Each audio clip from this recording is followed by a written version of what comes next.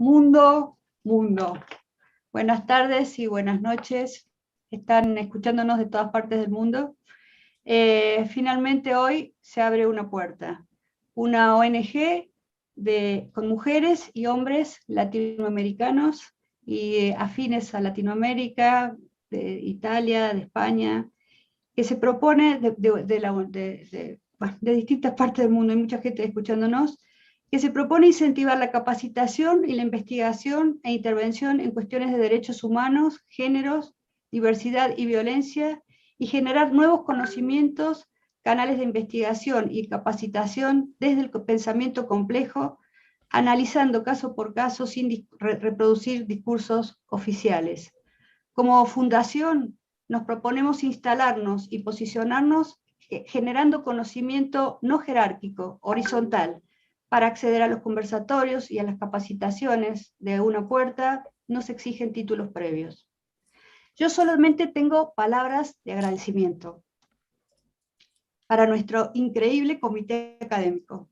Gracias, Diana. Gracias, Gloria Ocariaga Pérez. Gracias que, bueno, nos ve desde la UNAM. Lía Lombardi desde la Universidad de Milán. Enrique Stola, Andrés Rossetti de la UNC, Carmen Colazo desde Paraguay, Silvina Risbota desde la Carlos III de Madrid, Patricia Gómez desde la UBA, Patricia Scarponetti desde acá, desde Córdoba, Viviana Reibaldi de Historias Desobedientes, Graciela Brizuela desde acá, desde Córdoba, fundadora de CAIM, embajadora de Amnistía Internacional, Sandra Rocío Guerrero Torres desde la Universidad Uniminuto, Pasto, Colombia, Lucía Siquia desde la UNAM, Teresa de la Iglesia, actualmente en Barcelona, pero de la Universidad Nacional de San Juan, Celeste Yascheta, psicóloga, comunicadora, referente de la Federación Argentina LGTB, desde acá, desde Córdoba, Victoria Cano Colazo, como psicóloga del CONICET, Marcelo Lasaña, desde Chile. Este es nuestro comité académico, y como siempre hay un backstage, ahí está la gente que no se ve, todo el voluntariado que tiene que ver con una puerta, a los que también les doy las gracias. A Lara Schultz y a María Julia Oberti del área jurídica, a María Laura Alessandrini, a Gabriela Cantore del área psicológica, a Francisco Cano Colazo del área comunicacional, a Lucía Utz Gregoruzuk, Ignacio Cano Colazo, César Sánchez y Mateo Fernández del área redes y comunicaciones, y a María Alejandra Contreras del área archivología. Un agradecimiento muy especial a la gente de Cultura en Acción, con quienes venimos trabajando codo a codo, y que hoy nos están ayudando en esta transmisión, que se nos complicó un poco por cuestiones ajenas a nosotros, y un gracias muy especial a Héctor López y a José Ahumada, que representan Cultura en Acción en este momento. Gracias a los medios de comunicación que nos dieron tanta difusión y que nos permitieron darnos a conocer. El miércoles que viene nos estamos encontrando a las 17 horas para poder hablar con el querido Enrique Stola sobre masculinidades, en esta puerta que se abrió hoy. Y quienes no lo hayan hecho pueden ir a nuestra página web, fundacionunapuerta.org, y allí inscribirse. También estamos en Facebook y estamos en Instagram. Una puerta se abre para dotar de diferentes herramientas individuales y colectivas a personas sobrevivientes de distintas violaciones de derechos humanos, géneros y violencias, y realmente estamos muy felices de poder hacerlo. Y estamos muy felices de que ustedes estén aquí con nosotros hoy. Le cedo la palabra a la queridísima María Julia Oberti, que va a presentar a nuestra invitada de lujo, que es con quien abrimos la puerta. María Julia. Muchas gracias, Laura. Bueno, nuestra invitada, buenas tardes a todos, a todes. Nuestra invitada es Diana Mafía. Ella es doctora en filosofía de la Universidad de Buenos Aires, es doctora honoris causa por la Universidad Nacional de Córdoba. Se le distinguió con el premio CONEX en el año 2016 por estudios de género. Se desempeñó como defensora adjunta del pueblo desde 1998 hasta 2003 y como diputada, ambas en Ciudad de Buenos Aires, de 2007 a 2011, siendo distinguida cada año con el premio El Parlamentario por su labor legislativa.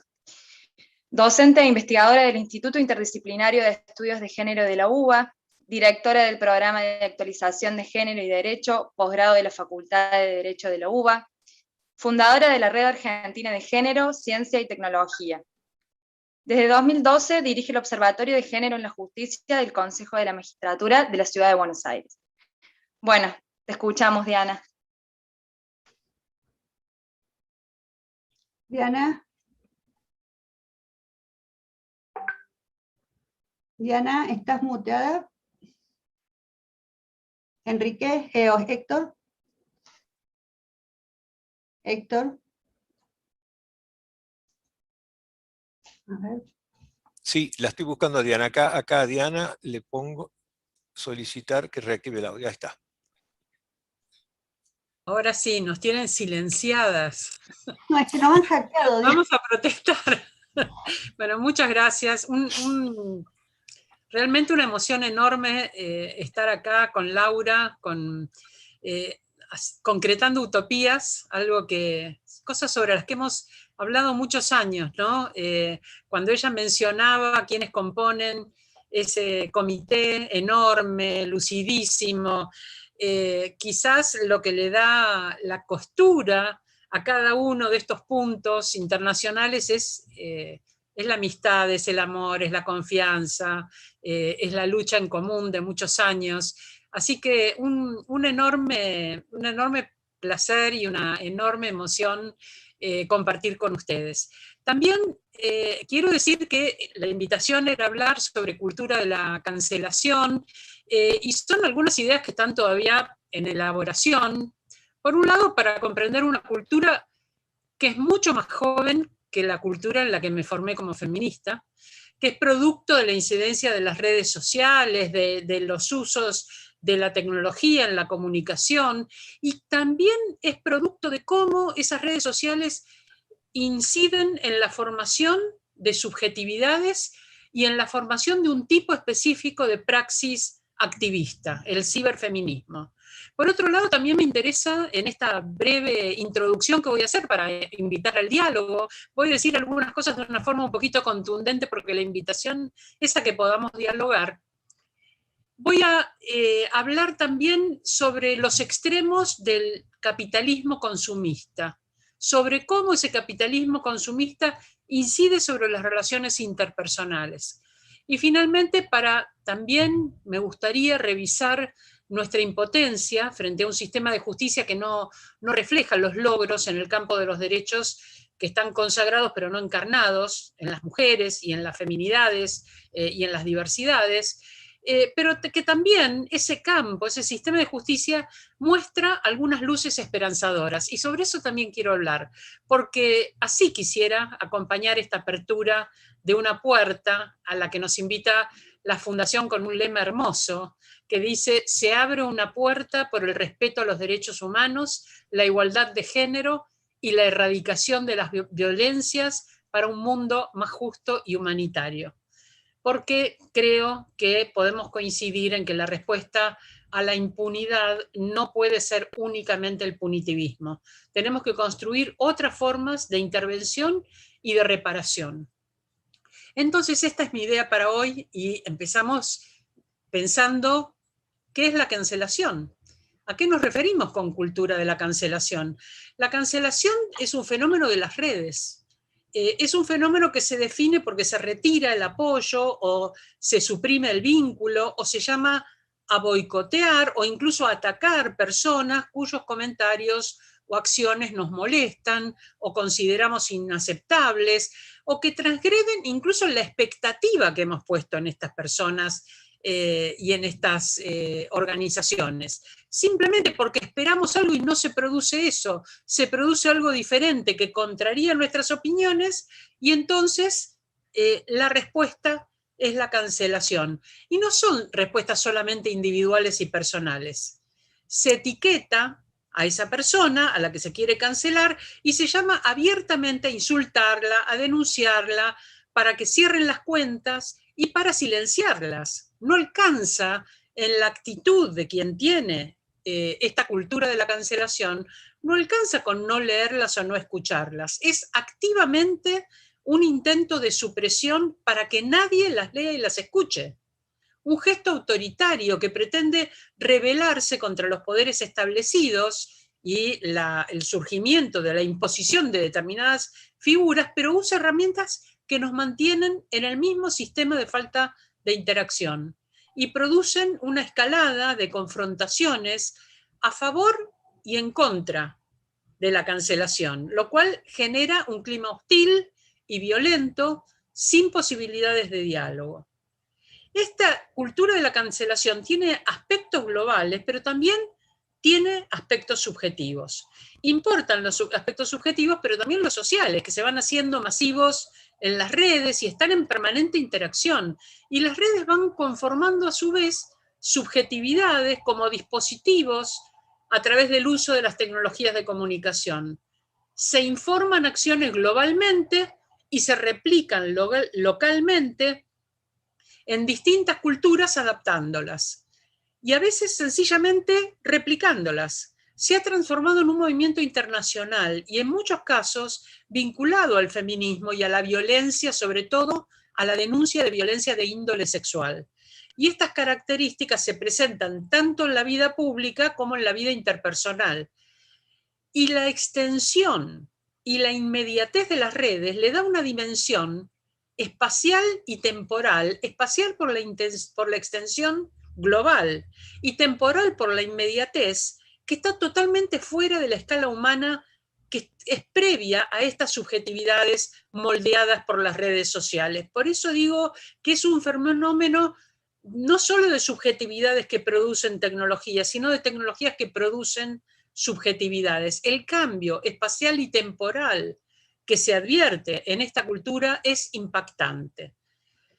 También hay aspectos subjetivos. La cultura de la cancelación atraviesa otras relaciones personales, amistosas, amorosas, profesionales o laborales, por decepción, por falta de reciprocidad, porque no nos gustan sus posturas políticas, o realizaron una acción o emitieron una opinión inconveniente. Cualquiera de estas cosas, ¡zas!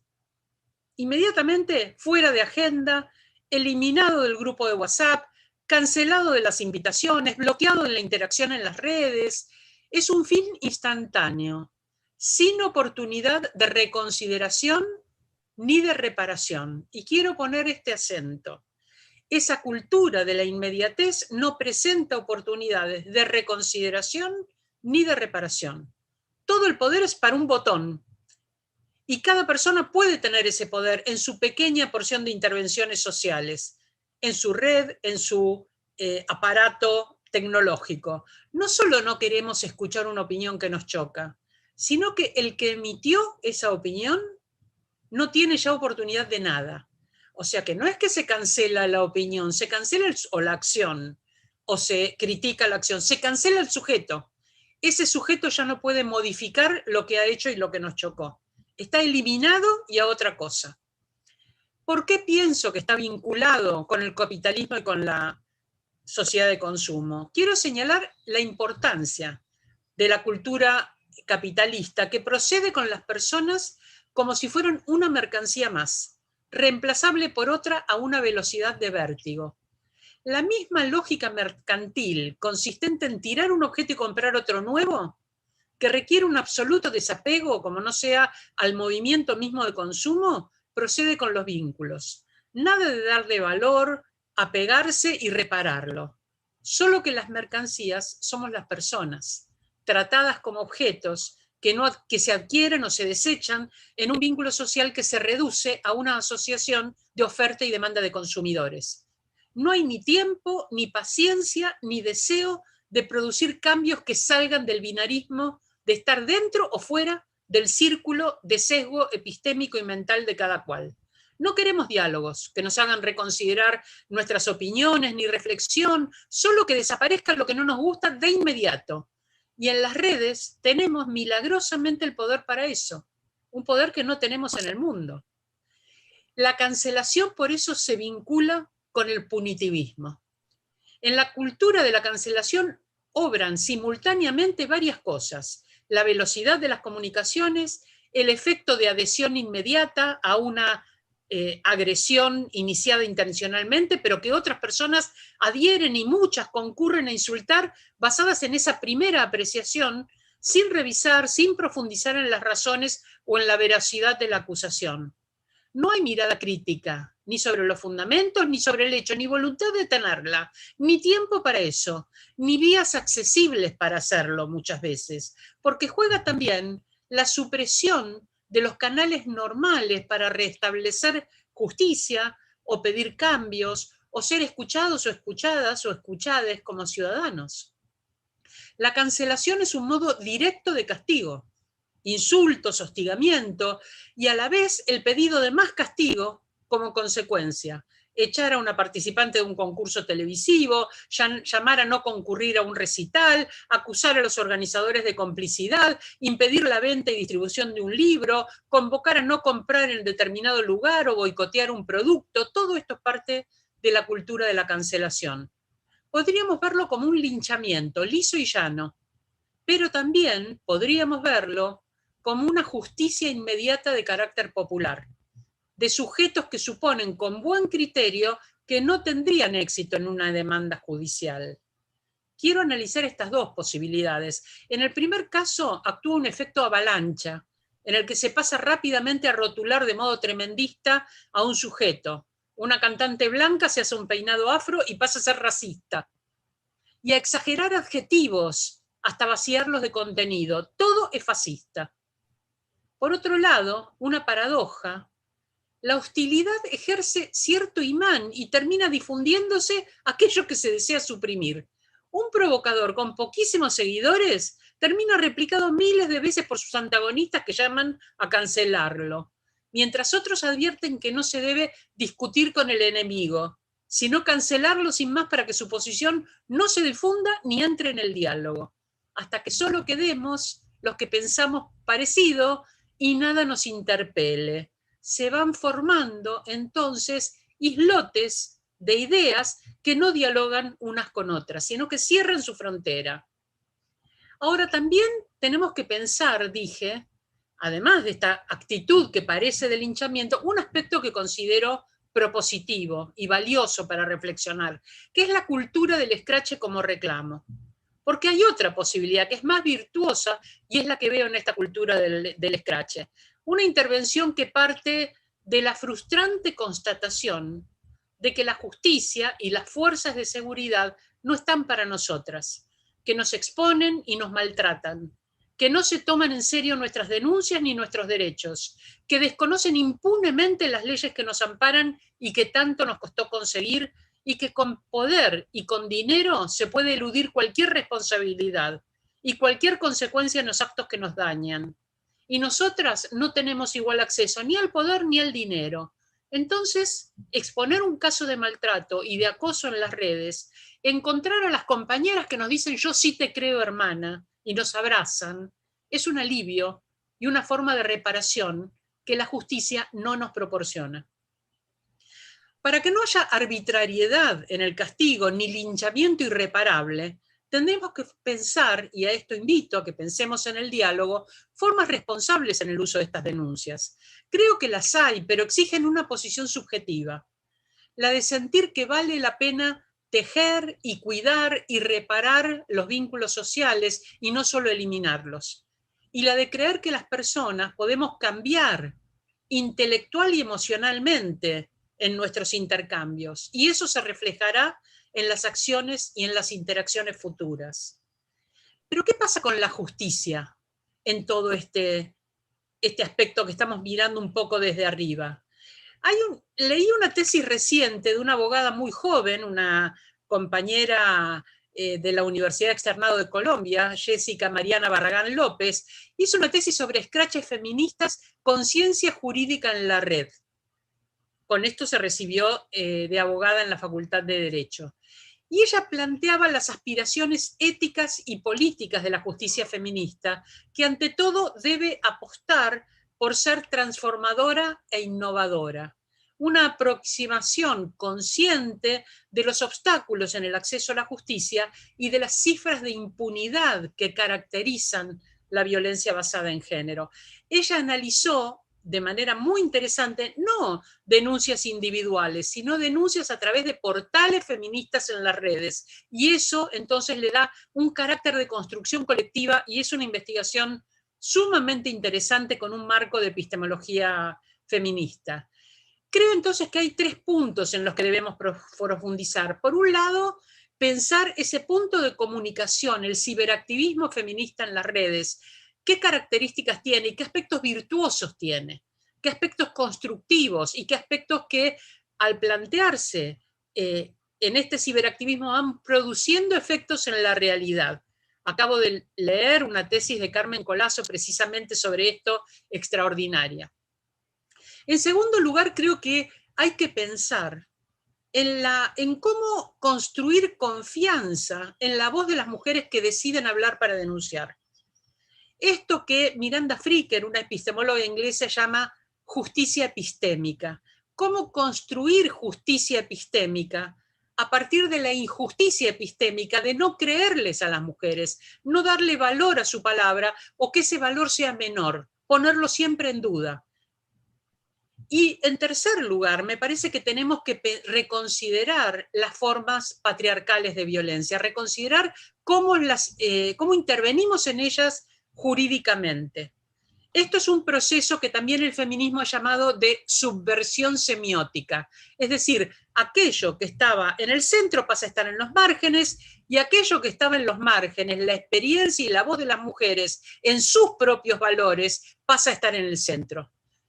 Y si quiero revisar entonces algunos aspectos que se presentan en la justicia y sobre todo que han tenido 2 fallos esta semana, en estos últimos días, 2 fallos sumamente interesantes por lo contradictorios, de 2 jueces varones. Quiero revisar entonces la violencia sexual, uno de los casos de violencia más difíciles para llevar a la justicia, entre otras cosas por la dificultad para hacer valer el testimonio de las víctimas y la dificultad para conceptualizar algo que creo que tiene que estar en el centro de nuestra atención, que es el consentimiento. ¿Cómo evaluar cuando hay consentimiento en un vínculo sexual? Sabemos que la violencia sexual forma parte, es uno de los aspectos característicos de lo que se ha llamado el sistema de violencia femicida.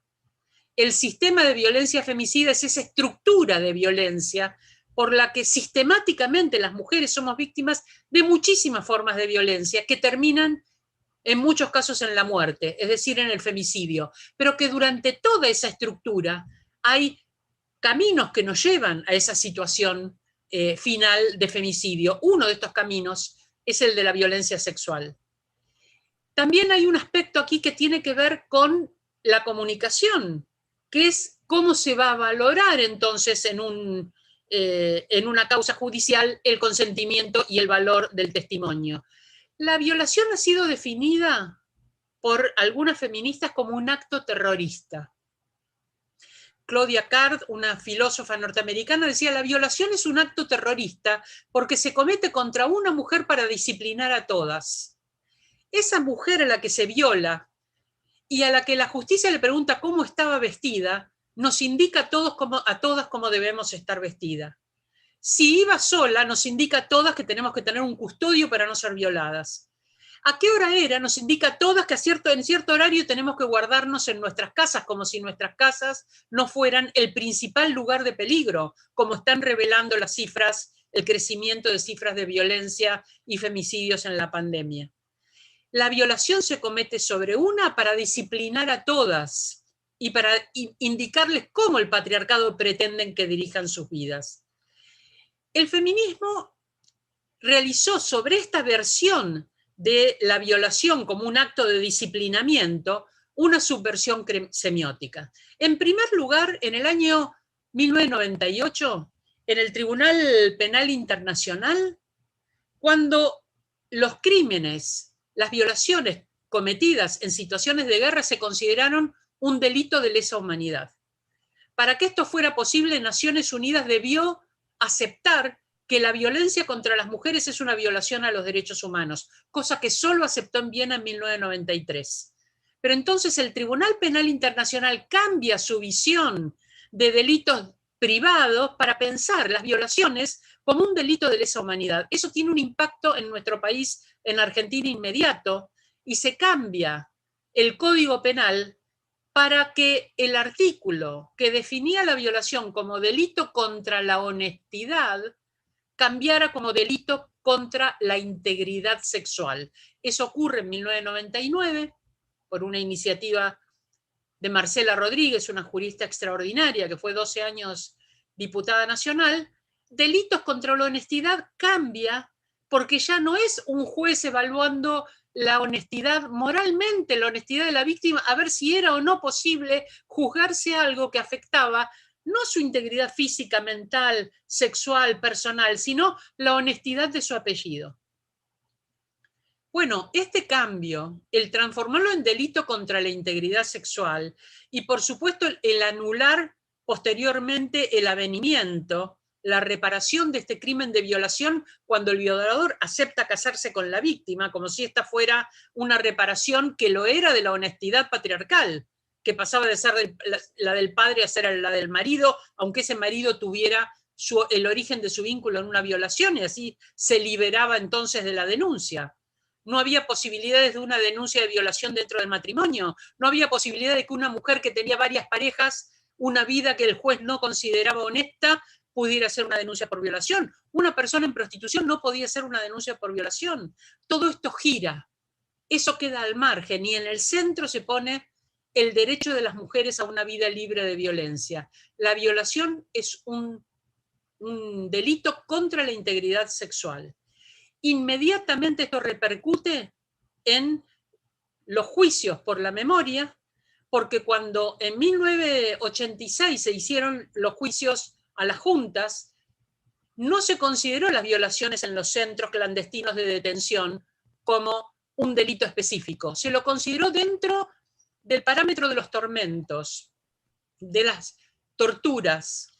¿Y esto por qué era así? Porque los jueces consideraron que no había que vulnerar la intimidad de esas mujeres que testimoniaban. Los jueces se hicieron cargo de silenciar estas denuncias por violaciones en los campos clandestinos de detención y englobarlas en un delito que era de menor gravedad. Esto es algo muy extraño.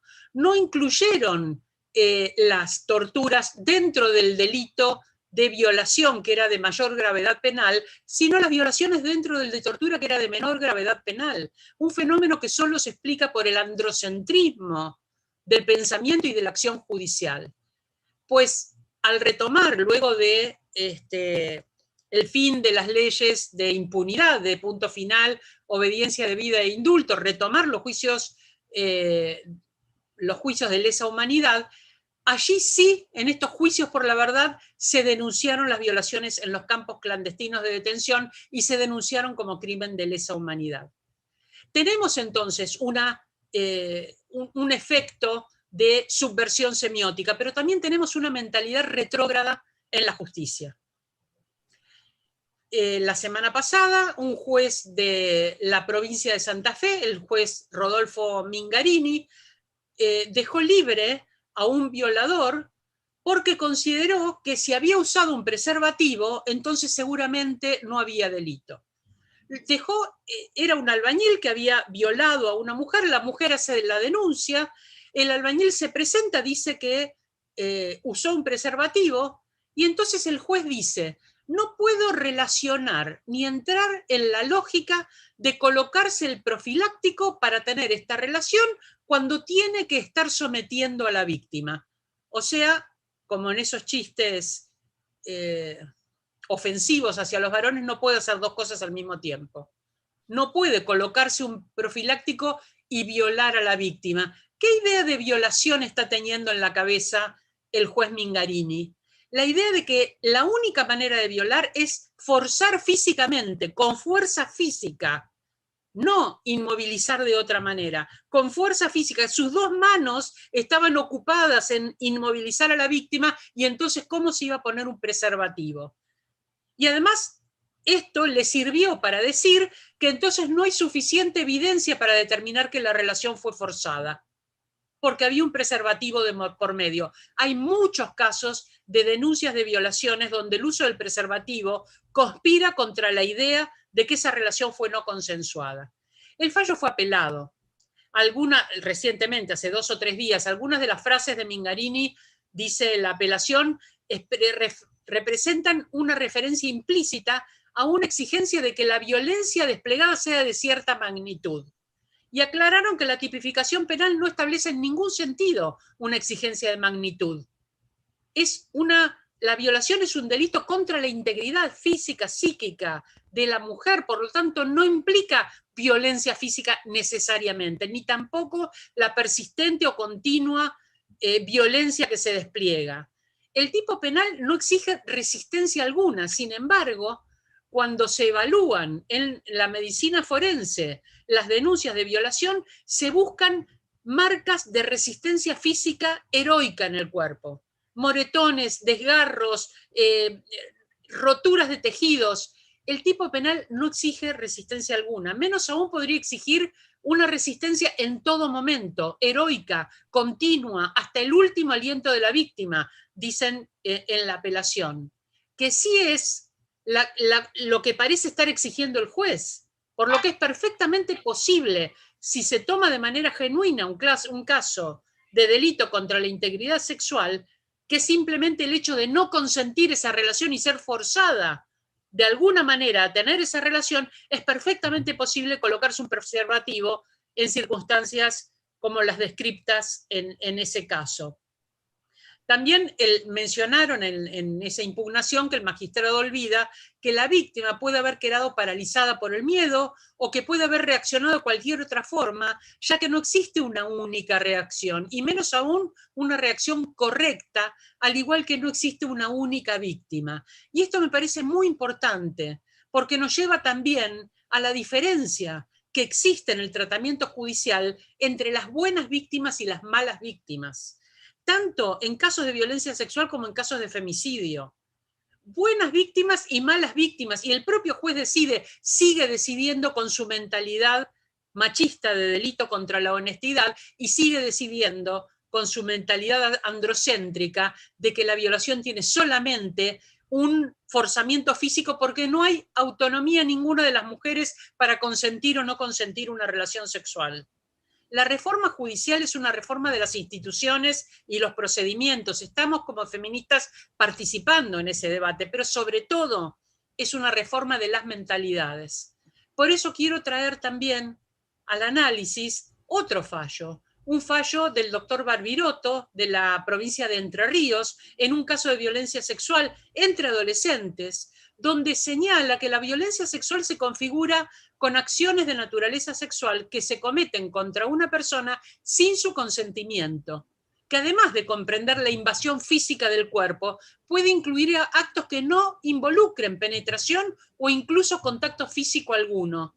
Puede haber violación de muchas otras maneras. Recordemos fallos donde violar con un objeto entonces no había violación, forzar un afelatio entonces no había violación, porque poner el coito como vínculo sexual único hace que todo lo demás deje de ser sexual. Entonces, pensar que la violencia sexual se configura con múltiples acciones. Y una cosa verdaderamente destacable de este fallo de Barbirotto es que le dedica un tramo muy importante a definir el consentimiento. El consentimiento, dice, es una aceptación inequívoca y voluntaria para hacer una cosa o dejar que se haga. Se entenderá que una persona ha consentido en mantener una relación sexual si ha aceptado en forma libre y voluntaria mantener dicha relación. Obviamente, si está amenazada, no es libre y voluntaria.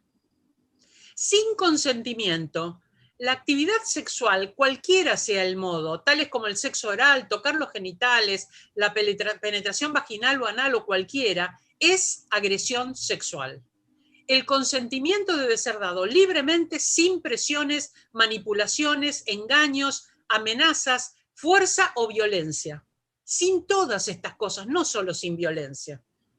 no se puede brindar consentimiento si está inconsciente, dormido o en un estado mental alterado, por ejemplo, bajo los efectos del alcohol o las drogas. Recordemos varios casos donde una mujer alcoholizada o drogada o dormida fue violada y como no se resistió físicamente, entonces se considera consentimiento.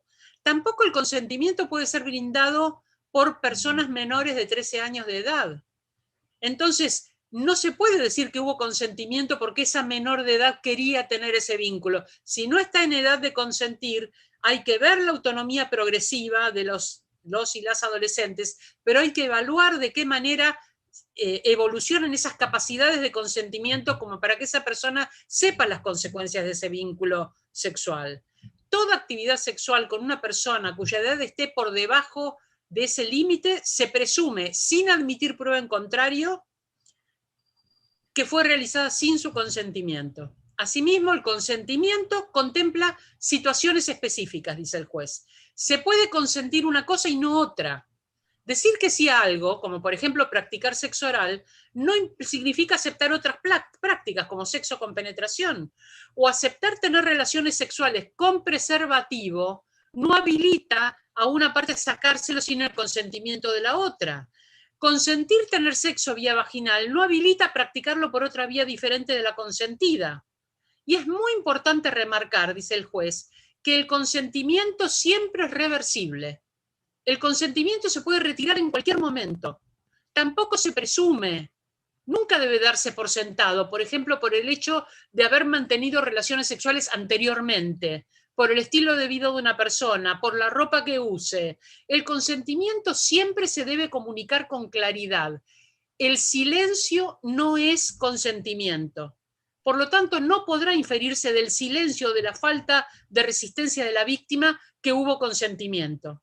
En este sentido, cabe referenciar que la prueba sobre el consentimiento o ausencia del mismo por parte de la mujer para que se constituya el delito contra la integridad sexual resultaría ser central. Y aquí vamos a la segunda parte, el testimonio. Cuestión que no ocurre con otros tipos de delito. Remarcar la importancia que adquiere en la investigación y juzgamiento de este tipo de hechos el valor convictivo que se le otorga a la declaración de la víctima, por cuanto es sabido que normalmente los abusos sexuales ocurren en la clandestinidad, procurando el autor mantener a la víctima alejada de posibles testigos durante su comisión o aprovechando además las condiciones de indefensión en que ésta se encuentra o ha sido colocada.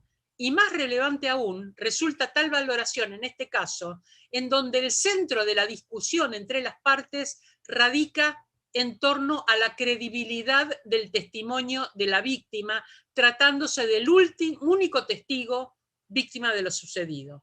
No está de más recordar, dice el juez, con esto termino, que en nuestro sistema de la sana crítica racional no rige el antiguo principio testis unu, testis nullus, un testigo, ningún testigo, propio de los sistemas inquisitivos de la prueba tasada, en donde carecía de validez un testimonio único, sino, dice el juez, que la declaración del testigo único se deberá ponderar y cotejar a la luz del resto del conjunto probatorio, siguiendo las reglas de la lógica, la experiencia y la psicología. El juez de Santa Fe,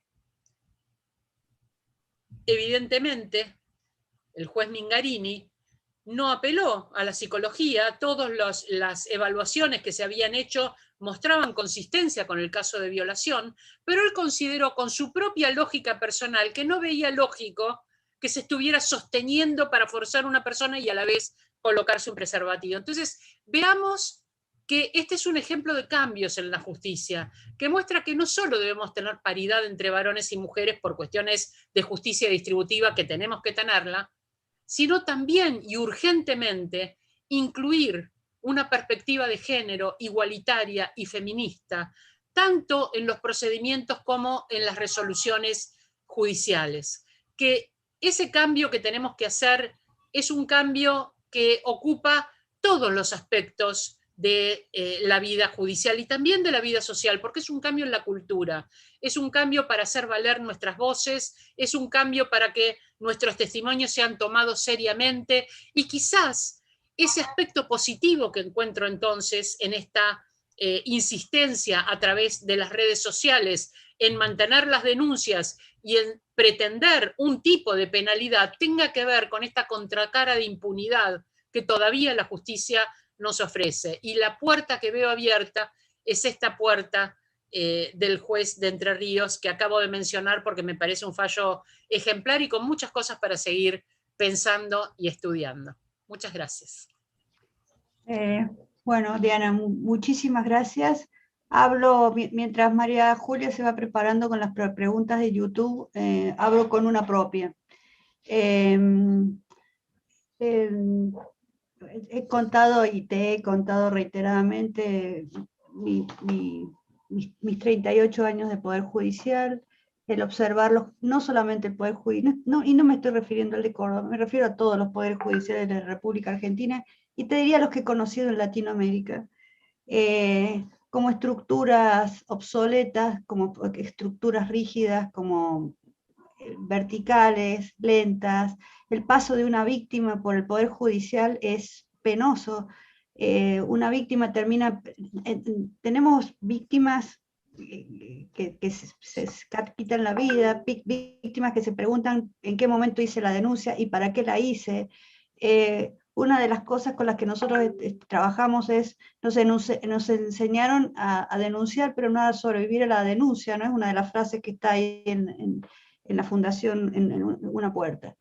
Entonces, la pregunta es, ahora se está hablando mucho de la reforma feminista de justicia, y si la reforma feminista de justicia no debería incluir algún tipo de sugerencia que tenga que ver con otras estructuras. Por ejemplo, uno en recomendaciones de Naciones Unidas o de la Corte Interamericana, sugieren alternativas distintas que no sea este paso tortuoso, es decir, la víctima fue víctima, queda excluida de donde sea, porque va a quedar excluida y estigmatizada desde donde sea, y encima va a tener que ir a un sistema judicial lento, obsoleto, que por una práctica judicial, no por necesidad. Conversábamos con Andrés Rossetti, que anda por ahí, el tema del indubio pro reo, ¿no? Como principio gana winner siempre,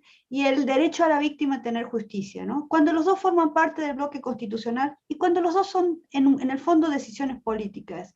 Es una decisión política decidir que el indubio sea pro reo, y es una decisión política lo que Miranda Fricker diría a la testigo deficitariamente creída, ¿no? Frente al victimario al que no se puede tocar porque nos da mucho miedo meter preso. Entonces, ¿qué cosas se te ocurren a vos, Diana, que debería incluir una reforma feminista de la justicia? Porque a mí me da la sensación de que pasa por muchas más cosas que las leyes. No sé cómo lo ves vos, que sos filósofa, sí, pero... Coincido mucho con eso, Laura, coincido mucho. Participé en varios foros de reforma feminista de la justicia o reforma judicial con perspectiva de género. Prefiero hablar de reforma feminista porque creo que es una cuestión política, es una cuestión de relaciones de poder en la que varones y mujeres y trans y cualquiera sea la identidad estamos involucrados, porque es una cuestión realmente de producir igualdad allí donde hay diferencias. Producir igualdad política donde los sujetos somos diferentes. Y vos estás mencionando dos principios, el principio de inocencia y el principio de acceder a la justicia, que ambos fueron vulnerados en la dictadura. Entonces se ha considerado que volver a poner en valor constitucional estos dos principios es muy importante.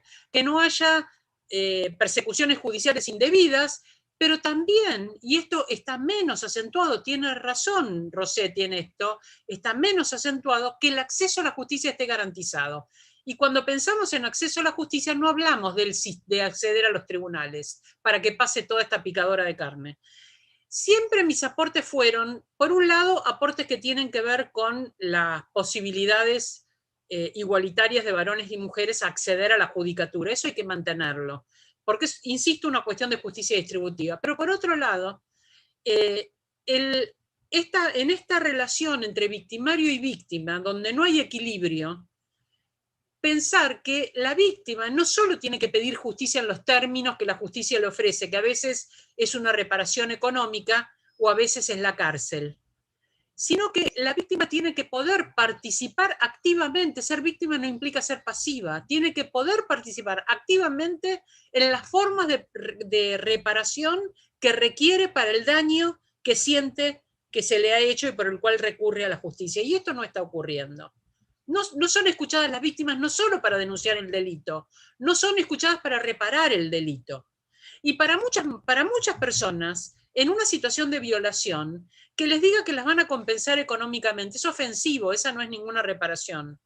O que les digan que van a llevar a la cárcel a un sujeto que hasta último momento considera que estaba en su derecho y que nunca admitió su falta, aunque se la demuestre objetivamente, el que no le haya admitido nunca haber producido un daño hacia esa víctima tampoco es reparación.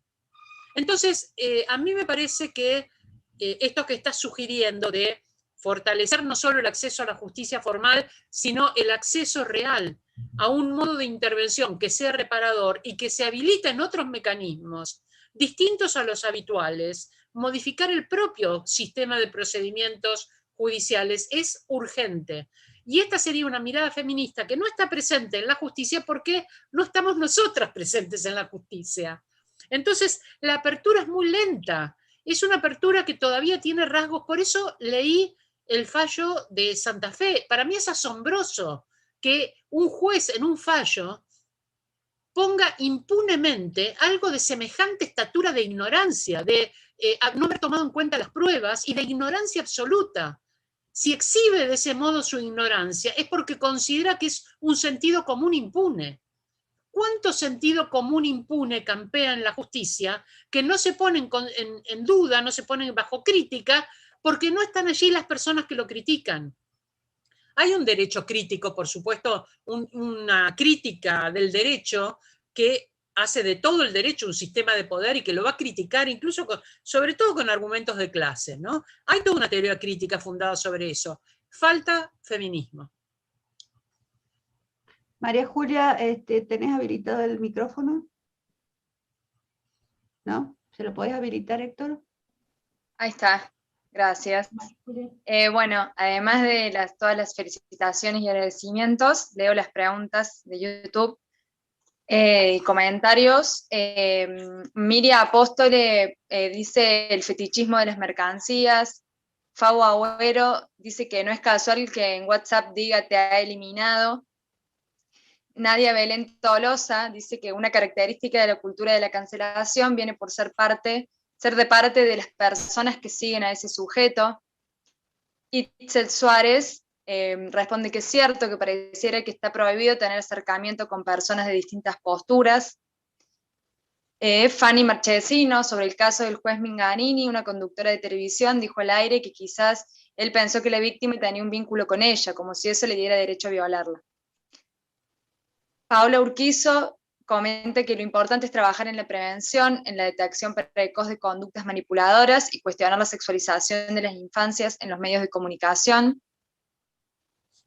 Milagros Martín Varela, quisiera pedirle a Diana alguna reflexión sobre la cultura de la cancelación en la cultura popular por parte de las empresas y de las audiencias, y da dos ejemplos. Disney dejó sin trabajo en la serie de Mandalorian a la actriz Gina Carano por declaraciones pro Donald Trump.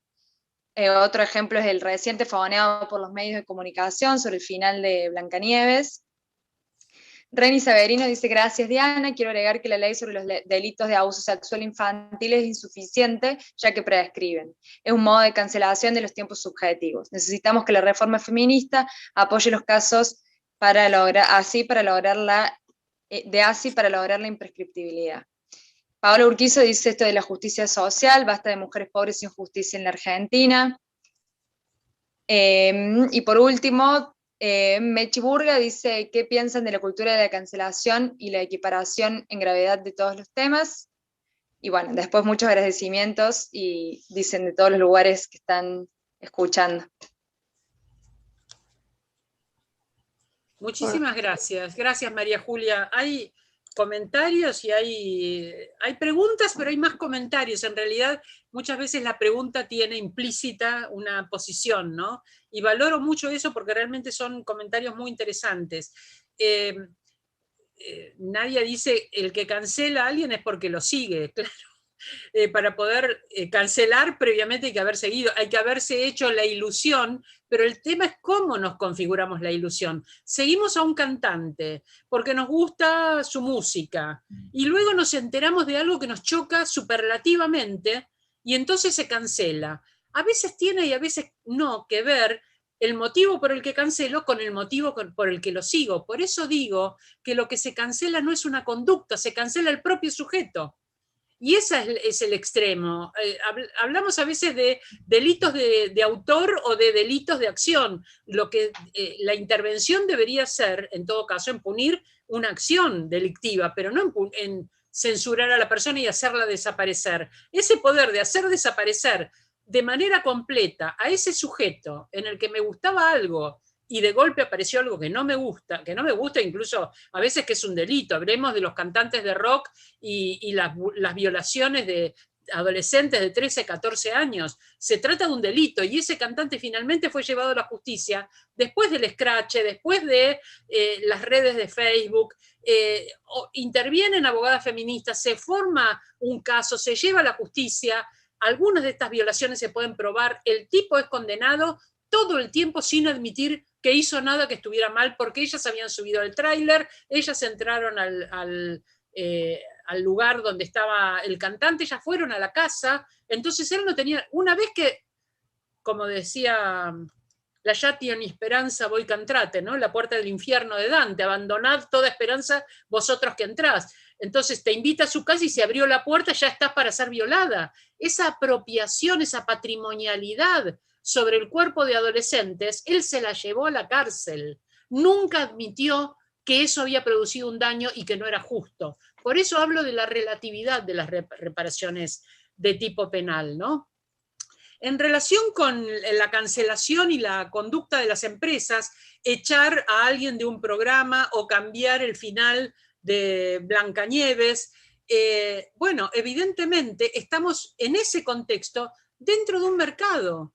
El programa depende de los televidentes y depende de la publicidad que hace que se sostenga ese programa. Y si muchos consumidores amenazan con no conducir, con no consumir aquellos productos que sostengan ese programa, es una cuestión de oferta y demanda.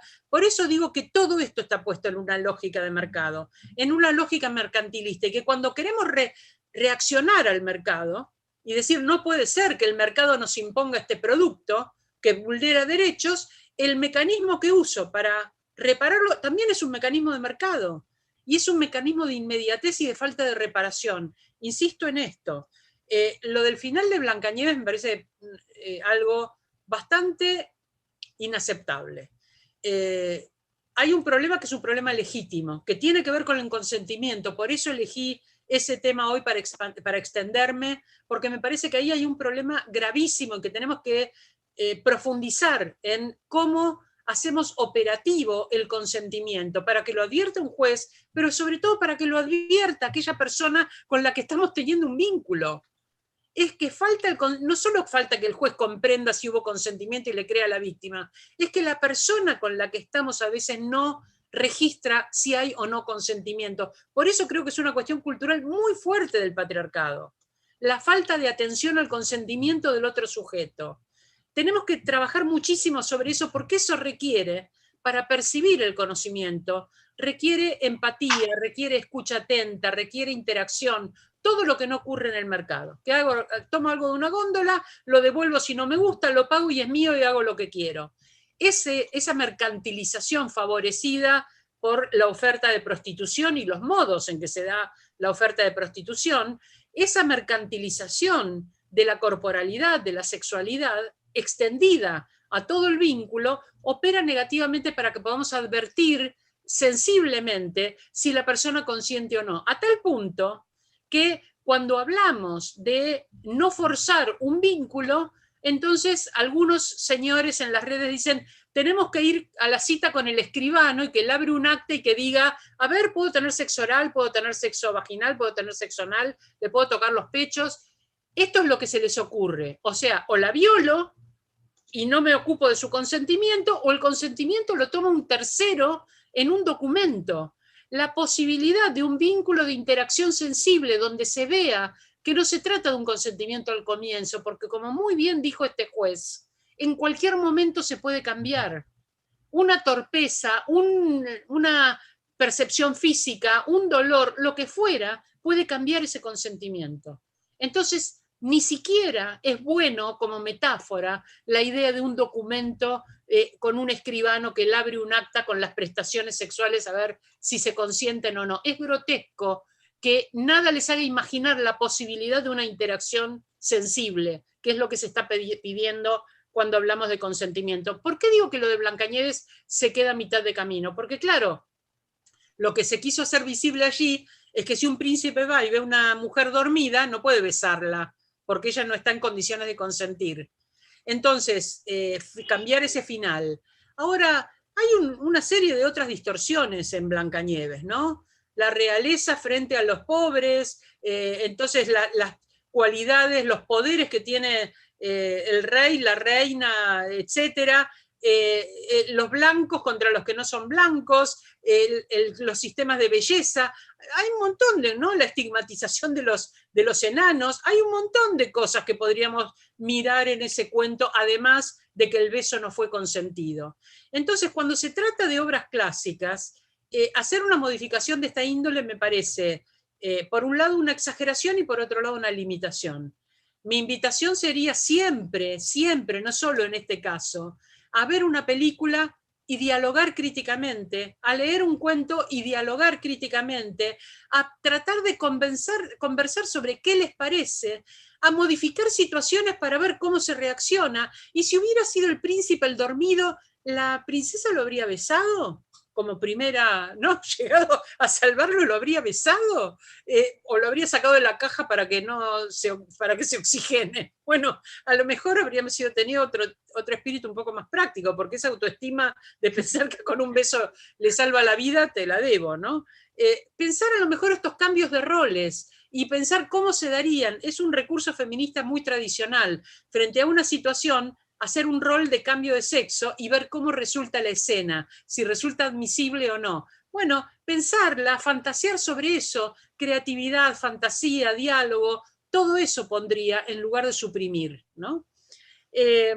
La imprescriptibilidad del abuso sexual infantil, absolutamente de acuerdo, y no solo el infantil. Ocurre que el daño producto del abuso no tiene una fecha de surgimiento y una fecha de vencimiento.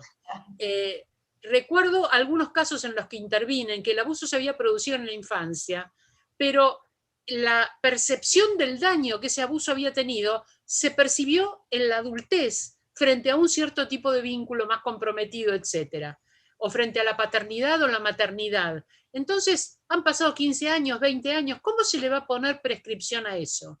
Y además, todo lo que dije en relación con considerar estos delitos de lesa humanidad, sí, diría, no sé, digamos, cómo caracterizar el delito, no soy abogada, pero que lo haría imprescriptible, sí. Lo haría imprescriptible porque en cualquier momento puede surgir la percepción del daño que ese hecho en la infancia ha producido. Y lo de la equiparación en gravedad, es muy interesante esta pregunta. Es muy interesante porque no hablé de eso, pero en la cultura de la cancelación, una de las cosas que se produce es un aplanamiento del lenguaje. Todo resulta de una violencia inusitada y todo es un ataque gravísimo, y no hay las escalas, la definición, sobre todo cuando se ponen términos que son términos penales. A veces se dice el abuso sexual y el abuso sexual fue desnudarse sin el permiso de la otra persona. Bueno, vamos a considerar que es abuso sexual, vamos a considerar que es violación, vamos a considerar que es violencia. ¿Cómo lo vamos a llamar? Tener matices en la escala creciente de las formas de violencia es algo que tenemos que incorporar a nuestra manera de percibir los hechos y de llamarlos, no tenemos vocabulario para eso. Y no tenemos vocabulario en el llano, porque a pesar de que hay un principio, y es que la ley debe ser conocida por todo ciudadano, y no podemos alegar desconocimiento de la ley, se presume que todo el mundo lee el boletín oficial todos los días y está actualizado. Bueno, en los hechos no es así. No conocemos ni siquiera el máximo amparo de los tratados de derechos humanos en la Constitución. No lo sabemos en la vida cotidiana. Y no tenemos lenguaje para eso. El lenguaje debe ser también reparado, amasado colectivamente, porque no es el modo en que una persona denomina algo, es el modo en que colectivamente construimos lenguaje en común para referirnos, no solo para referirnos y señalar los hechos, sino para valorarlos, para darle una valoración en su gravedad, lo bueno y lo malo, lo sensible y lo insensible, lo que podemos transmitir y aquellos que son, y quizás es lo más difícil, y por eso me interesa señalar estos delitos de lesa humanidad, esas experiencias personales tan arrasadoras, que el mero hecho de transformarla en palabras es un trabajo histórico que se ha hecho en este país, extraordinario, poder hablar de esa experiencia, y es lo que le pasa a cada mujer violada o a cada persona violada. Transformar en palabras, transformarlo en algo que puede intercambiar con otra persona que me escucha y me entiende. Y una vez que está transformado en palabras, que eso sea un testimonio, es decir, que se le dé el valor de alguien que ha experimentado esto con un valor de verdad. Ese reconocimiento de que esto que estoy contando es algo que me pasó, yo sí te creo, hermana, no es lo que pasa en toda la sociedad. Es lo que hemos construido en parte como red feminista, y por eso el sistema de escraches fue un sistema que también produjo comunidad de comprensión y produjo una autocorrección en esta sensibilidad frente a cómo denominar los tipos de delitos. Y por supuesto que la única respuesta sea la cancelación, eliminado del juego por el motivo que fuere, que nos resulte ofensivo, y sí, aplana todo en el valor de los delitos menos graves, porque cuando se quiera decir algo muy grave no va a haber palabras para decirlo. Gracias, Diana. Yo te voy a exprimir, Diana, o sea, sabrás disculpar. Con el tema, bueno, vos ya estuviste en el seminario que dimos sobre reparación social de víctimas de abuso sexual intrafamiliar. Lo que uno observa, digamos, en la casuística es, primero, la cantidad de casuística, y después personalidades tremendamente narcisistas. Esto ya va más allá de lo cultural y de lo no cultural, porque en lo cultural vos podés tener algún tipo de incidencia, alguna estrategia de cambio cultural, pero cuando estás con, yo no sé, no sé si es correcto llamarlo patología, pero cuando estás con una estructura narcisista, estás con alguien al que no le entran balas. Y además que no le entran balas, no le entras balas porque no le conviene que le entren balas, ¿no? Es decir, tenés estructuras narcisistas masculinas y femeninas, tenés todo un grupo familiar que simplemente va a aislar a una persona porque denunció y porque fue víctima, chao. Y tenés a toda una sociedad que va a seguir haciendo. El año pasado, el anteaño pasado me invitaron a hablar sobre femicidios, y se me ocurrió hablar de lo que yo llamo femicidios inducidos, ¿no? Las chicas que son reiteradamente violadas y se suicidan, y aparecen en la estadística como muertes de teología dudosa, pero en realidad se suicidaron porque las violaron tantas veces y la justicia las hizo quedarse viviendo a la vuelta de la casa del violador, etcétera, etcétera.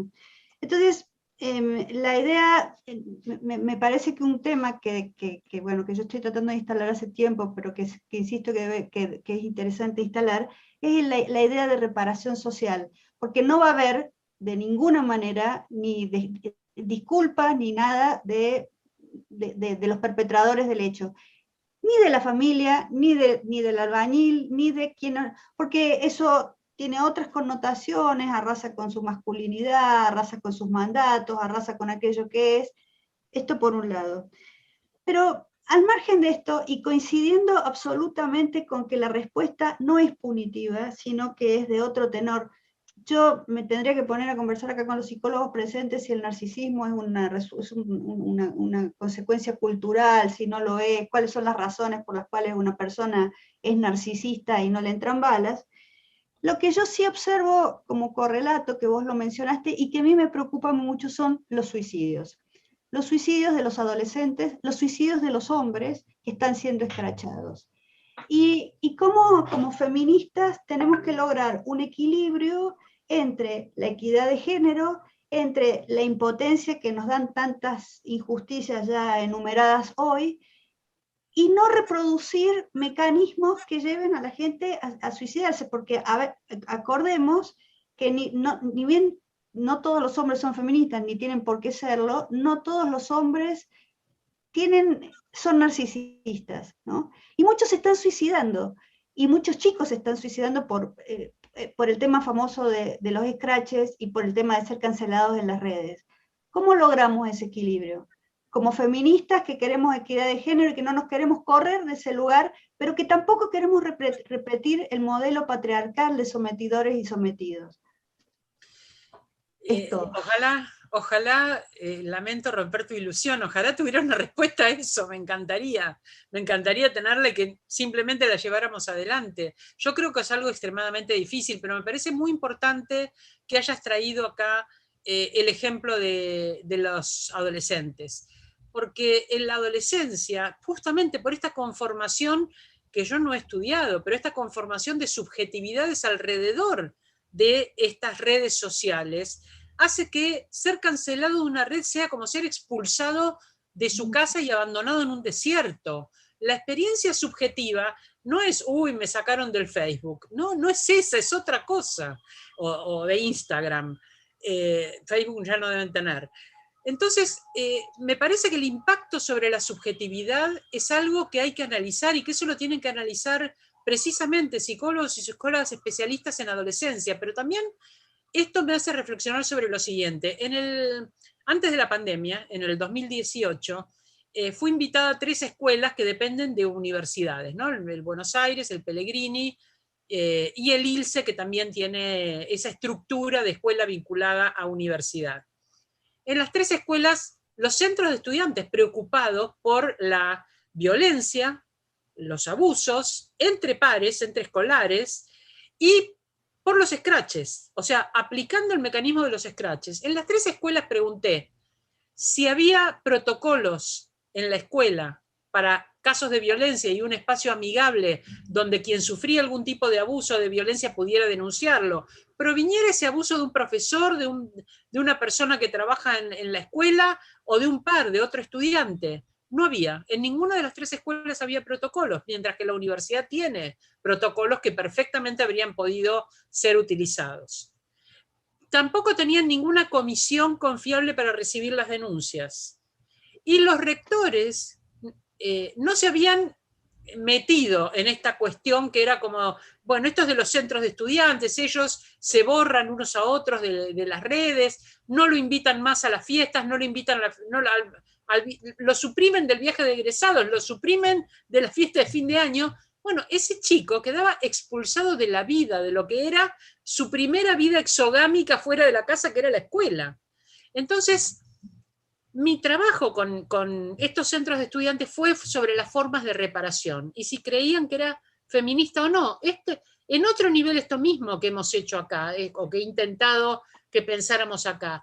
¿Cuáles son las formas apropiadas de reparación ante los hechos? Pero en este caso, ante los hechos de un adolescente que está probando sus primeros vínculos, que probablemente tiene torpeza, que seguramente tiene miedo en sus primeros acercamientos, que son otros adolescentes quienes los instruyen, ¿no? Los ganadores, que les dicen hacer así para ganar minas, o pibes, o lo que fuere. Entonces hay en el proceso mismo de construcción de las masculinidades una violencia intrínseca que también tiene que ser cambiada, y que tiene que ser cambiada con participación de los adultos, y también de los varones adultos, que deben hablar de sus fragilidades para que no se piense que una subjetividad masculina debe conducirse a la no selectividad, a la depredación sexual, al mayor número de conquistas posibles, al querer siempre, porque si no, no es un varón. Bueno, todo esto, por supuesto la heterosexualidad, todo esto tiene que ser revisado y tienen que abrir una puerta también otros varones para que esto sea revisado. Las personas adultas tenemos responsabilidad con estos adolescentes. Lo que ocurre en las redes no es exclusivamente un ámbito donde se manejan entre sí, porque si no es como el señor de las moscas. Caen todos los adolescentes en una isla y terminan en una violencia descomunal. Tenemos que estar allí amorosamente acompañando esta construcción y reconstrucción y también esta reparación de maneras de conducirse que cuando no están bien recibidas por la otra persona deben modificarse. Pero todo esto es un aprendizaje. Que lleva tiempo. María Julia, ¿tenés preguntas de YouTube? Un montón. Bueno, dale. Bueno, también comentarios, observaciones. Todo es muy contentes. Jorgelina Susana Rigetti dice, una modificación legal en los procedimientos es aplicar prácticas restaurativas en caso de violencias de género y delitos contra la integridad sexual, taxativamente en los códigos de procedimiento. Después dicen cancelación que le ocurrió a la jurista y activista española Paula Fraga, quien ante las agresiones, acusándola de TERF y amenazas, se vio obligada a cerrar injustamente sus cuentas en redes. Adrián dice, la cancelación no es solo vinculada a las redes, hay cancelación social real también, muchas veces sin siquiera denuncia formal alguna. Flaco favor le hace esa práctica el feminismo a mi criterio. Lucía dice, el juez es un reflejo de la realidad de la justicia y de lo que pasa con el macho en Argentina. Paola, abolir la figura del pater familias como regente de los ideales y estereotipos.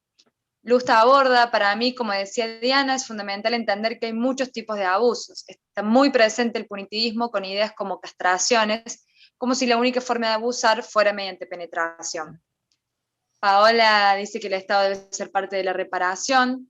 Después tenemos una pregunta de una miembro, Gabriela Cantore, en relación a la reparación, pregunta, ¿cuáles crees que serían los abordajes que amplían la reparación real? No sé si quieren que siga. Quedan varias por eso. No quiero inundarte, aturdirte. Estoy tomando notas, si querés leer algunas más. Bárbaro, cualquier cosa vos frename. No sé si todo lo voy a poder responder, pero me estoy tomando algunas notas, algunas cosas tal vez pueda decir. Bueno, sigo entonces. Ana dice, en relación al indubio pro reo, derecho de acceso a la justicia, ¿cómo juega el garantismo? Daniela, quizás podamos encontrar una respuesta con la real implementación de la ESI. Celeste dice que en la adolescencia sacar del mundo virtual es una expulsión del grupo de pertenencia que asegura la continuidad de la vida. Rosana dice, ¿cómo establecer lazos entre la justicia popular del escrache feminista y los procesos administrativos o judiciales? Acciones que marquen una inscripción, un antecedente en las instituciones. Celeste, el pedir perdón no es también ponerle un peso a la víctima, digo, más que reparar se encuentra en la disyuntiva de tener que perdonar o no. Y por último, Paola agrega que falta diálogo, palabra y simbolización. Sí, todo es súper importante. Todo es súper importante. Y espero que en las próximas reuniones estas cosas vuelvan, ¿no? Y volvamos a tratarlas seguramente. Con respecto a las prácticas restaurativas, sí, claro, yo creo que hay que modificar los procedimientos para incluir prácticas restaurativas, para incluir un diálogo entre eventualmente un diálogo entre el agresor y la víctima, en algunos casos, en otros casos no será posible, para incluir alternativas que la víctima pueda expresar como formas de reparación, pero no me parece que puedan ser fórmulas cerradas.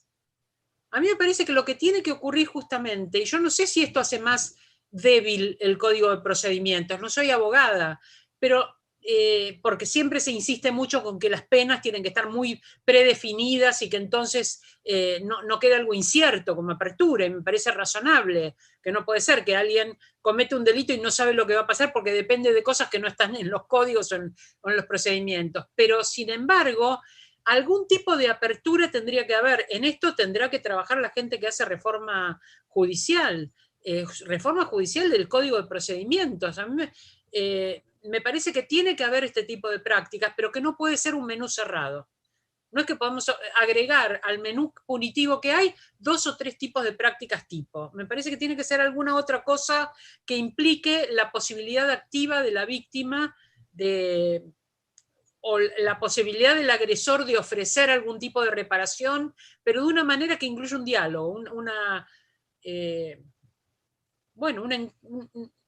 un diálogo. No sé cómo podría darse esto, porque también poner un agresor y una víctima es una situación horrenda. Nadie haría una mediación entre un agresor y una víctima. Entonces no estoy hablando de eso, no estoy hablando de sentarse a una mesa como si fueran equivalentes, porque no lo son, pero de algún modo se puede proponer o recibir propuestas. Esto habría que imaginar de qué modo, pero me parece que tendría que ser algo abierto. Esta es mi intuición, no sé si va contra las reglas, digamos, de la buena práctica. Lo de la cancelación que se mencionó de las TERF. TERF sabemos que es un término que significa feministas radicales trans excluyentes. Esto es lo que quiere decir TERF por la sigla en inglés. Las feministas radicales trans excluyentes son feministas que consideran que solo pueden ser feministas las mujeres biológicas, que esas mujeres alrededor de su genitalidad, pero sobre todo alrededor de sus capacidades de gestar, de nutrir, de amamantar, de sus experiencias, construyen el sujeto del feminismo. El sujeto del feminismo son las mujeres biológicas. En España es muy violento en este momento, muy violento el debate entre feministas que consideran que hay que incluir otras feminidades trans dentro de los procesos de acceso a los derechos e incluirlas en sus propios términos, no como mujeres, como si fueran mujeres cis, sino precisamente como mujeres trans. Entonces el reconocimiento de identidad, la autopercepción, determinado tipo de violencias que son específicas de las comunidades trans, trato digno, como tiene nuestra ley de identidad de género en la Argentina.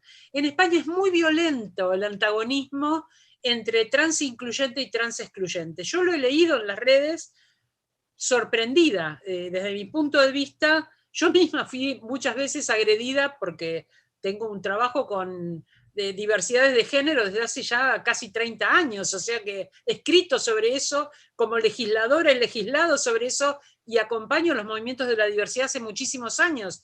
Entonces también se me ha acusado de algo que se llama, a lo que se llama borramiento de mujeres, como si la inclusión de una feminidad que no fuera la biológica borrara que las mujeres hemos sido el sujeto del feminismo durante siglos.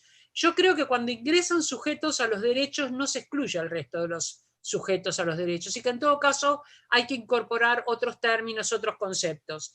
Pero es verdad que en la violencia de un ataque no es solamente el excluir a alguien de su red, sino esta contracara. Tuve que cerrar la red por los ataques brutales que estaba recibiendo. Este caso de Paula Fraga muestra el otro lado, ¿no? El lado de la persona que recibe tantos ataques que finalmente tiene que cerrar esa puerta abierta al diálogo, abierta al intercambio, porque lo que recibe es completamente insoportable. Y esto también pasa en las redes. Gracias por agregar esta contracara. No es solo los que agreden, sino también quienes resultan víctimas de estas agresiones, muchas veces quienes quedan fuera del circuito del diálogo. ¿Cómo sería, bueno, la idea del juez como bonus pater familia? Y sí, claro que hay que eliminarla, porque la idea de bonus pater familia es la idea de que el juez representa la moral media de una población en su mejor expresión.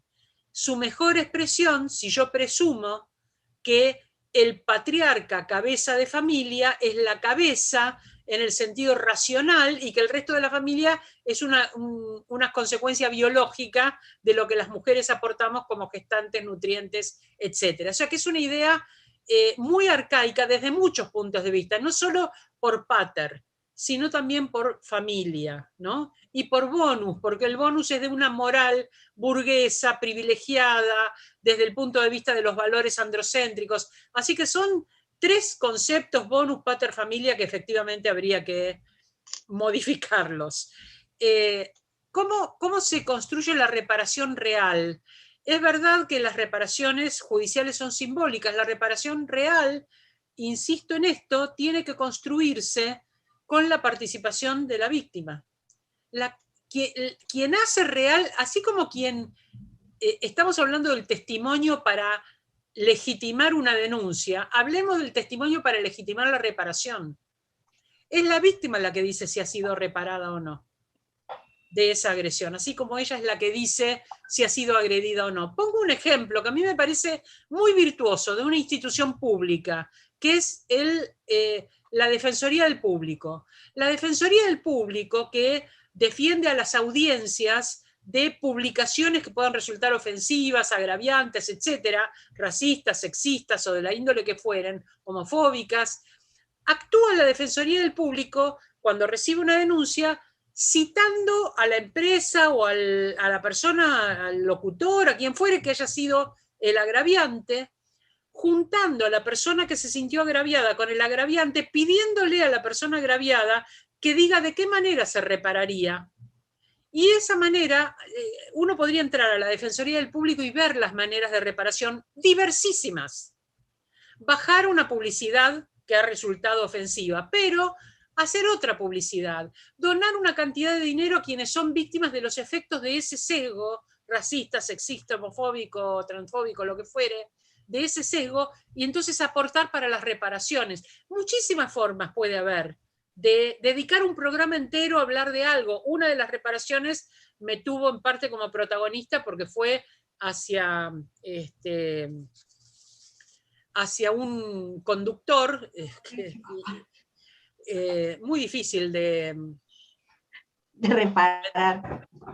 Muy difícil de reparar, sí. Se le dijo que tenía que pasar en su programa 20 micros de 10 minutos cada uno, donde se hablara de cuestiones vinculadas con teoría de género. Entonces él lo que hacía era sacarse los auriculares e irse mientras el programa se grababa, ni siquiera quería escucharlo. O sea, es tal la obstinación en el machismo, y en un machismo arcaico, ¿no? Es tal la obstinación, como decía Laura cuando hablaba de cómo se conforman estos narcisismos, que ni siquiera aceptaba donar los 10 minutos del programa como si fuera una reparación económica, pero no como una reparación en la que escuchaba y era capaz de reflexionar o poner en duda sus propias afirmaciones anteriores. Así que yo creo que entrar entonces en esta página de la Defensoría del Público nos puede dar una idea de las múltiples formas de reparación y pensar entonces con la imaginación otras reparaciones posibles. ¿Qué relación hay con el garantismo? ¿Perdón, Laura? No, con esta reparación que hiciste con este periodista, la paradoja de que hasta donde yo sé fue una orden judicial, donde este señor reconoció el hecho y se le puso una probation, ¿no? Creo que fue en ese... Sí, claro, eso es importante. Todo es trampa, porque él no reconoció nada, él no reconoció absolutamente nada. Lo único que hizo fue darles muchos más minutos a las feministas, y esto me parece fantástico. Sí, además le decía a su audiencia, me acuerdo porque la fiscal que hizo esa probation, que determinó esa probation, me dijo, mira, pienso hacer esto, ¿qué te parece?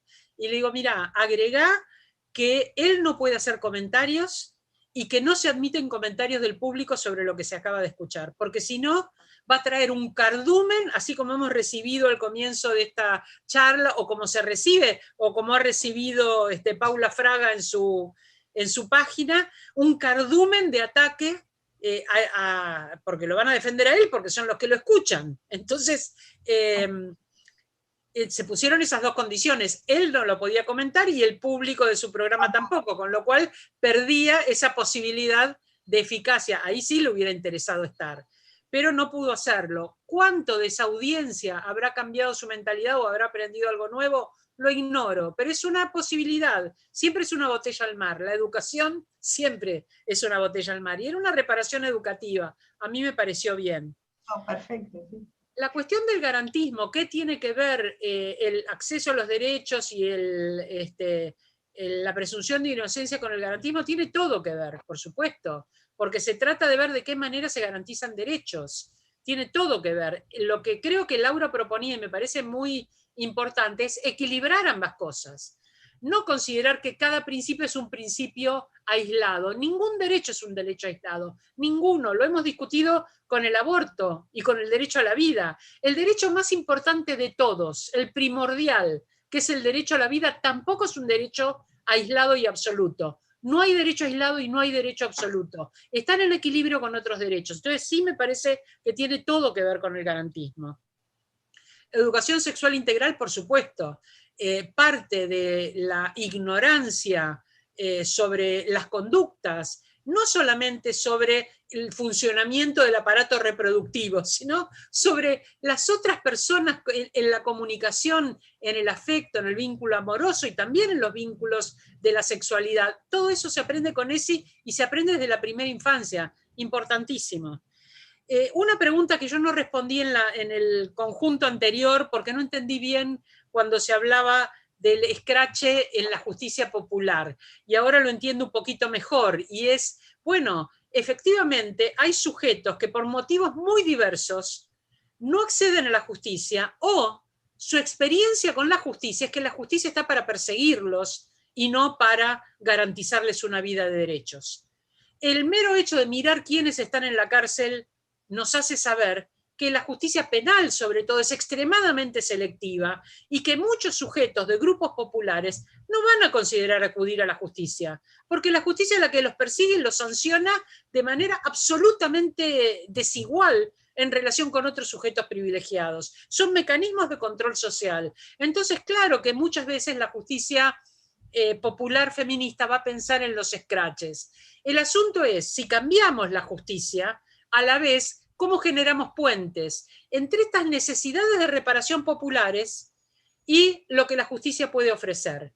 El ejemplo que di de las adolescentes en el caso del rock, un caso que realmente fue muy... Hay una tesis de la carrera de comunicación precisamente sobre el tema de los scratches en relación con este caso, de una periodista, Lucía Cholaquian, que siguió durante varios años, desde las primeras denuncias hasta que luego terminó en el fallo judicial todo el proceso, de manera muy sensible. Es que aquí el puente lo hicieron un grupo de abogadas feministas. Tomaron a alguien que está por fuera de la posibilidad, no de la posibilidad en el sentido formal, sino en el sentido real, la posibilidad de acceso a la justicia. No es cierto que un adolescente de 14 años no pueda acceder a la justicia, pero no es cierto en términos formales. Ahora, en términos reales, ¿es cierto?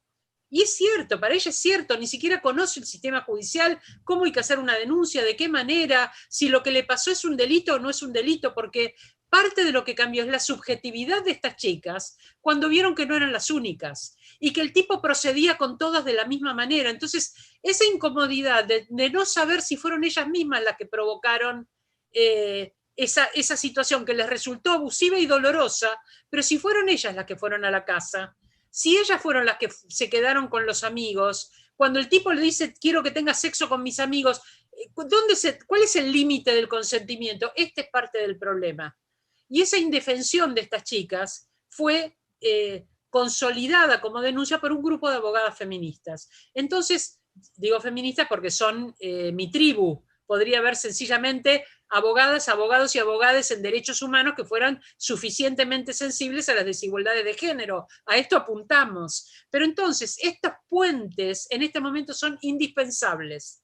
Indispensables. Puentes de traducción, porque se hablaba al final de la palabra y del diálogo. Por supuesto, si queremos ofrecer una alternativa ante las acciones violentas, esa alternativa es la palabra.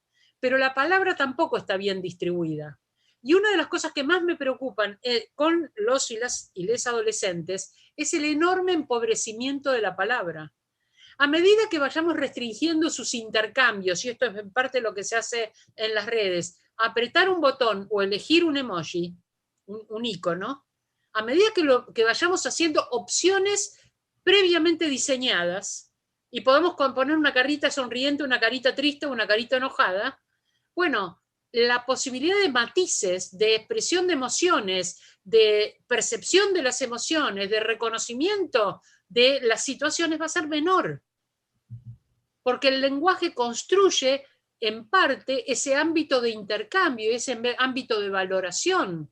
Tendríamos que fortalecer efectivamente el lenguaje para poder entrar entonces en un diálogo. Porque de otra manera el diálogo va a ser un diálogo completamente desigual, como el del agresor y la víctima. Son diálogos desiguales. Producir diálogos en igualdad requiere construir la igualdad y construir los lenguajes que se comparten. Así que me parece importantísimo trabajar efectivamente, sobre todo sobre el lenguaje de las emociones, que es donde veo que hay menos insistencia, incluso cuando se da educación sexual integral. El lenguaje de las emociones, los matices enormes que tienen las emociones, los muchos modos de llamar a maneras de estar contento, maneras de estar triste y maneras de estar enojado. Hay muchísimos matices allí.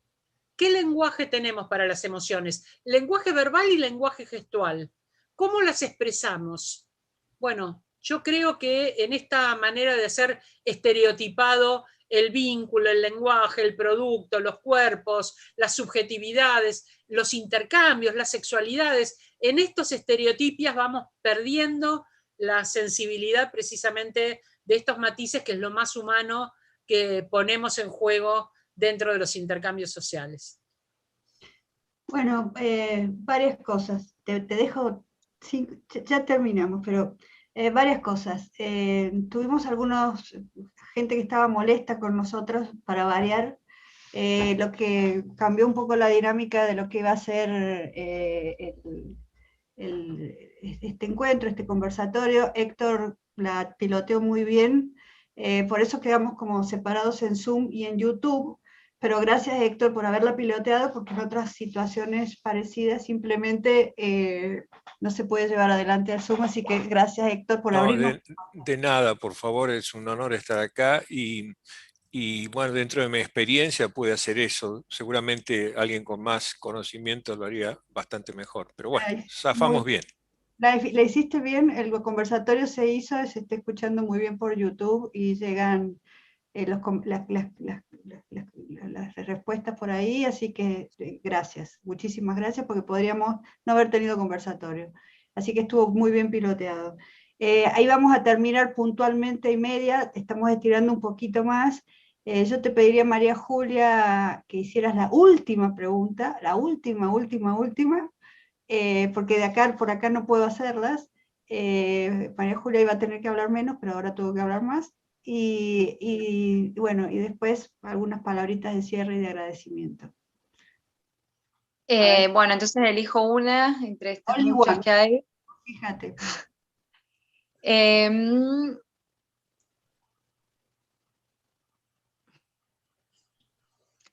Bueno, Sandra pregunta, ¿cómo se abordan otros tipos de violencias que sufrimos las mujeres, como la violencia obstétrica o violencias en prácticas de IVE? Es muy importante también, claro, esa pregunta, por supuesto. Hoy era cultura de la cancelación y entonces no hay tantas denuncias de esta índole en las redes, aunque debería haberlas, para alertarnos. A veces sí hay, a veces leo, miren, tuve esta experiencia en esta clínica o con este obstetra, pero efectivamente muchas veces las redes nos salvan. Las redes nos salvan, porque el poder alertar acerca de modos de prácticas, a lo mejor no se llega a hacer la denuncia, aunque hay una tipología de violencia obstétrica, es quizás de las menos visibles. De las menos visibles. Entonces se intenta concientizar sobre eso. ¿Y por qué es de las menos visibles? Porque es tan habitual, que está naturalizada. Yo recuerdo una investigación que hice hace 20 años sobre derechos sexuales y reproductivos, el cumplimiento de la ley de salud sexual y reproductiva en la ciudad de Buenos Aires, y fue muy sorprendente para los efectores de salud, médicos en general, varones, muchos de ellos, que la valoración de las prácticas hospitalarias por parte de habíamos entrevistado, fueron unas 3.000 pacientes y unos 800 efectores de salud. Fue muy grande la encuesta. Y los médicos hablaban de las dificultades, por supuesto, dentro del sistema de salud, y valoraban con un puntaje sus intervenciones. Y supongamos que los profesionales en promedio se habían valorado en 7, y las concurrentes a los servicios valoraban en 9.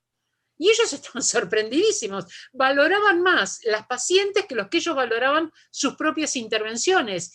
Y mi aclaración era, eso no mide tanto la virtud de sus intervenciones como la absoluta falta de expectativa de quienes van a asistirse al hospital público. Está en la falta de expectativa de atención, está en la naturalización del maltrato, que si hay un poquito de humanidad ya se considera deslumbrante. Y entonces lo que tenemos que pensar es que en la violencia obstétrica hay una naturalidad del parirás con dolor como mandato bíblico. Pensemos de qué antigüedad estamos hablando, ¿no? De más de 2000 años, de decirnos que las mujeres merecemos por una de nosotras que se portó mal, pero no tan mal como la anterior que fue borrada de la Biblia. Nos portamos mal como Eva, pero no tan mal como Lilith, aunque algunas, como dicen un eslogan feminista que me encanta, somos malas y podemos ser peores. Pero entonces la violencia obstétrica con este mandato bíblico y con el trato que muchas veces tienen las mujeres porque hay una ley de parto humanizado pero no se aplica, y si ellas piden estar acompañadas por alguien de su confianza les dicen que no hay lugar, bueno, mucho menos ahora en pandemia, ni hablar los casos de violencia ahora en pandemia, porque está todo justificado. Bueno, el no uso muchas veces de anestesia cuando la mujer lo pide, o el uso de anestesia aunque la mujer no quiera que se use, la falta de criterio de la propia mujer frente al uso o no de la peridural, la episiotomía todavía se practica por una cuestión de comodidad y la posición en el parto, que es la comodidad para el obstetra, entonces, o para la obstetra.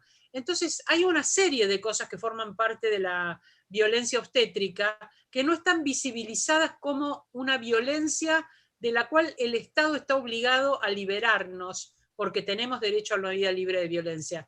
Lo mismo con la interrupción legal del embarazo, que todavía no logramos, no solo no logramos que se aplique, de eso ni hablé porque es grotesco, ¿no? Que un juez local pretenda que se derogue una ley nacional porque a un señor no le gusta. El señor de Mar del Plata, al que no le gusta la ley, sí, señor bueno, es grotesco, pero están allí utilizando la justicia y buscando quién puede ser su socio, cuándo presentar este pedido de medida cautelar de manera que sea recibido por alguien que tiene afinidad. Bueno, estos artilugios ya los adelantaron cuando se hicieron las audiencias por la ley de interrupción voluntaria del embarazo. Iban a hacer obstrucciones en la justicia, con la idea de que no se produjeran. Ya las han hecho sistemáticamente en los hospitales con las causales que ya estaban despenalizadas. Son relaciones de poder, y esas relaciones de poder a veces no son morales, son económicas.